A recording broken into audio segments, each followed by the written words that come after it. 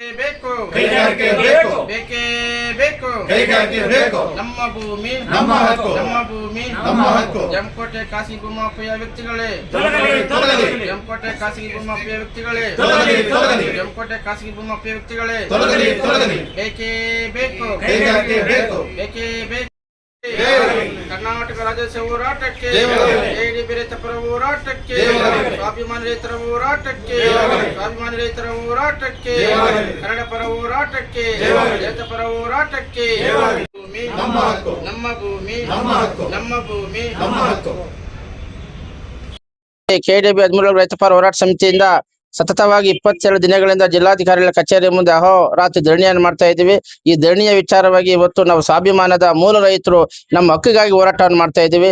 ನಮ್ಮ ಬೇಡಿಕೆಯನ್ನು ಇವತ್ತು ಕೈಗಾರಿಕೆ ದರಪಟ್ಟಿ ನಿಗದಿ ಮಾಡಬೇಕು, ನಮ್ಮ ಮಕ್ಕಳಿಗೆ ಉದ್ಯೋಗ ಸಿಗಬೇಕು, ಭೂಮಿ ಕಳ್ಕೊಂಡ ರೈತರಿಗೆ ಒಳ್ಳೆಯ ದರವನ್ನು ನೀಡಬೇಕು ಅಂತ ಹೇಳಿ ನಮ್ಮ ಹೋರಾಟ. ಅದರ ಜೊತೆಯಲ್ಲಿ ಜಿಲ್ಲಾ ಮಟ್ಟದ ಸಮಸ್ಯೆಗಳು ಕೂಡ ಇಟ್ಕೊಂಡು ಹೋರಾಟವನ್ನು ಮಾಡ್ತಾ ಇದ್ವಿ. ಆದ್ರೆ ನಮ್ಮ ಸಮಸ್ಯೆಗೆ ಸ್ಪಂದಿಸಿದ ಘನ ಸರ್ಕಾರ ಏನು 6, 8, 9, 10 4 ದಿನಗಳ ನಿಗದಿಪಡಿಸಿತ್ತು ದರಪಟ್ಟಿ ನಿಗದಿ ಮಾಡೋದಕ್ಕೆ. ಆದ್ರೆ 6ನೇ ತಾರೀಕು 1,20,00,000 ಅರಕೆರೆ, ಕಲ್ಮು, ಹೊಸೂರು, ಸಂಜೀವಪುರ ಮಾಡಿದ್ರು. 8ನೇ ತಾರೀಕು ನಡಪ್ಯಾಂಕನಹಳ್ಳಿ ಗ್ರಾಮದ ಮಾಡ್ಬೇಕಾಗಿತ್ತು.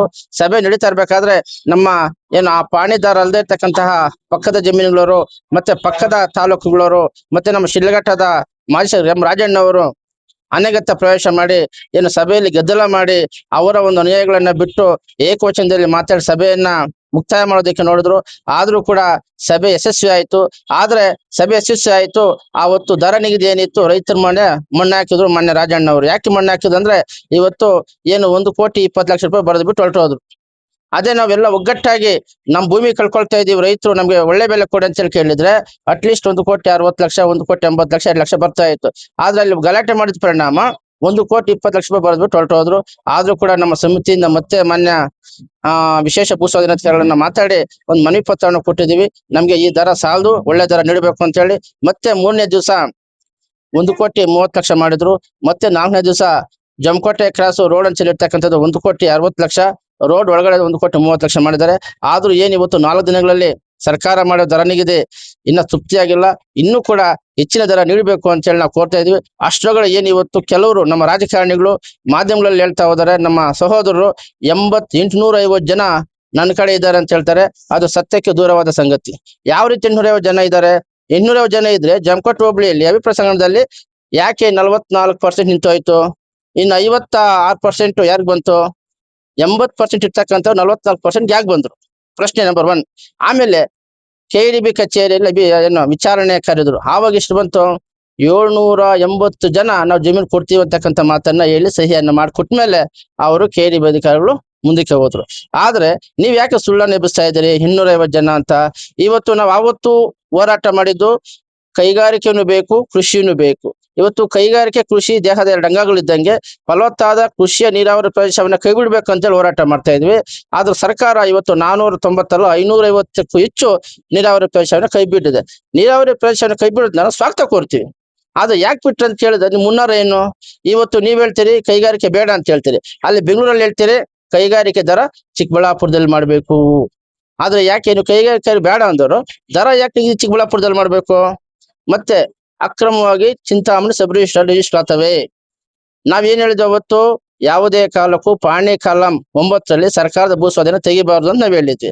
ಆದ್ರೆ ರಿಯಲ್ ಎಸ್ಟೇಟ್ ಅವ್ರ ಮಾತಿಗೆ ಕಡು ಬಿದ್ದು ಯಾರು ಲೆಟರ್ ಕೊಟ್ಟಿದ್ದು ತೆಗೆದು ಪರಿಣಾಮ ಇವತ್ತು ಸ್ಟೇಕ್ ರಿಜಿಸ್ಟ್ರೇಷನ್ ಆಗಿದೆ.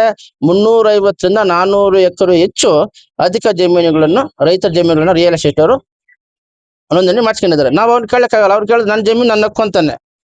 ನನ್ನ ಜಮೀನು ನನ್ನ ಹಕ್ಕು. ಇವತ್ತು ಕೆಡಿಬಿ 1 ವರ್ಷದ 2 ವರ್ಷದ ನಮ್ಗೆ ದುಡ್ಡು ಅಭಾವ ಇದೆ, ನೋಟಿಸ್ ಮಾಡಿದ್ವಿ ಅಂತ ಅವ್ರು ಹೇಳ್ತಾರೆ. ಆದ್ರೆ ಇವತ್ತು ನಾವು ಸರ್ಕಾರವನ್ನು ಒತ್ತಾಯ ಮಾಡಿ ಮತ್ತೆ ಏನು 28(4), 28(6) ಮಾಡಿ ಪಾಣಿ ಕಲಮಲ್ಲಿ ಭೂ ಸ್ವಾಧೀನ ನಮೂದು ಮಾಡಿದ್ರಿ. 25/2/2026ರಿಂದ ಇಂದಿನ ದಿನವರೆಗೂ ಜಮಕೋಟೆ ಹೋಬಳಿ 13 ಹಳ್ಳಿಗಳ ಭೂ ಸ್ವಾಧೀನಕ್ಕೊಳಪಟ್ಟ ಜಮೀನು 1 ಕುಂಟೆ ಎಲ್ಲಿ ರಿಜಿಸ್ಟರ್ ಆಗಿಲ್ಲ. ಇವತ್ತು ತಿರ್ಗಿ ಅದೇ ಜನ ಹೋಗಿ ನಮ್ಗೆ ಪಾಣಿ ಕಲಂ ಮನೆಯಲ್ಲಿ ತೆಗಿಬೇಕು ಅಂತ ಕೇಳ್ತಾರೆ. ಇದು ಎಷ್ಟು ಮಟ್ಟಿಗೆ ಸರಿ? ಅಲ್ಲಿ ನಿಮ್ ಉದ್ದೇಶ ಏನು? ರಿಯಲ್ ಎಸ್ಟೇಟ್ಗೆ ಅನುವು ಮಾಡ್ಕೊಡೋದಾ? ಇವತ್ತು ಪಾಣಿಯಲ್ಲಿ ಕಲಮಲ್ಲಿ ತೆಗಿಸ್ಬೇಕು, ಮತ್ತೆ ಭೂಕಳ್ಳರಿಗೆ ಎಲ್ಲಂದ್ರೆ ಅಲ್ಲಿ ರಿಜಿಸ್ಟರ್ ಮಾಡ್ಕೊಳ್ಳೋದು ಸತ್ಯ. ಆದ್ರೂ ಸರಿ ಇಲ್ಲ. ಹಾಗಾಗಿ ಇವತ್ತು ಪತ್ರಿಕಾ ಮಾಧ್ಯಮದ ಮೂಲಕ ಸರ್ಕಾರನ ಒತ್ತಾಯ ಮಾಡ್ತಾ ಇದ್ವಿ, ಯಾವುದೇ ಕಾಲಕ್ಕೂ ಪಾಣಿ ಕಾಲಂ 9 ರಲ್ಲಿ ಸರ್ಕಾರದ ಭೂ ಸ್ವಾಧೀನ ತೆಗಿಬಾರ್ದು. ಒಂದ್ ವೇಳೆ ಯಾರಿಗೆ ಜಮೀನು ಕೊಡಲ್ವೋ ಅವ್ರು ತೆಗಿಲಿ, ನಮ್ದೇನು ಅಭ್ಯಂತರ ಇಲ್ಲ. ಆದ್ರೆ ಒಟ್ಟಾರೆ 2023 ತೆಗಿಬಾರ್ದು ಅನ್ನೋದಕ್ಕೆ ನೀವ್ ಯಾರು? ಹಾಗಾಗಿ ಏನ್ ಇವತ್ತು ಅಹೋರಾತ್ರಿ ಧರಣಿ ಮಾಡ್ತಾ ಇದೀವಿ. ಇದುವರೆಗೂ ಕೂಡ ಮಾನ್ಯ ಜಿಲ್ಲಾಧಿಕಾರಿಗಳು ನಮ್ಮ ಕಷ್ಟದ ಪರಿಸ್ಥಿತಿಗೆ ಬರ್ಲಿಲ್ಲ, ಧರಣಿ ಸ್ಥಳಕ್ಕೆ ಬರ್ಲಿಲ್ಲ. ಮುಂದೊಂದು ದಿನ ಉಗ್ರ ಸ್ವರೂಪ ಪಡೆದಲ್ಲಿ ಏನಾದ್ರು ಅನಾಹುತಗಳಾದಲ್ಲಿ ಅದಕ್ಕೆ ಮಾನ್ಯ ಜಿಲ್ಲಾಧಿಕಾರಿಗಳು ನೇರವಣ್ಣ ಅಂತೇಳಿ ಮಾಧ್ಯಮ ಮೂಲಕ ಕೋರ್ತಾ ಇದ್ದೀನಿ.